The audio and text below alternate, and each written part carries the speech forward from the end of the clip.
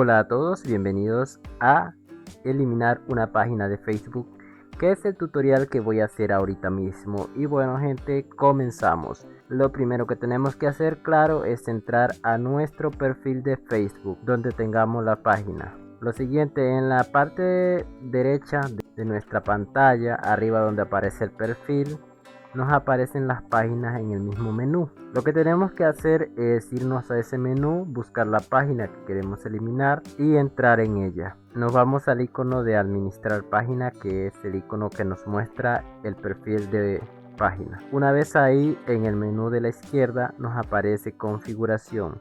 Dentro de configuración nos vamos a privacidad.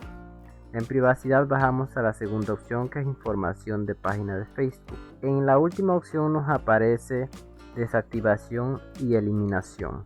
Vamos a ver. Nos aparecen estas dos opciones, que sería para desactivar la página o eliminar. Dependiendo de lo que quieren, que en este caso es eliminar, vamos a eliminar y decimos confirmar. Nos da opciones como descargar todos los archivos que tenemos en la página o transferir a otra página. En este caso yo no voy a hacer nada, le doy eliminar. Luego va a pedir la contraseña de nuestra cuenta de Facebook. Nosotros la ingresamos y damos a confirmar.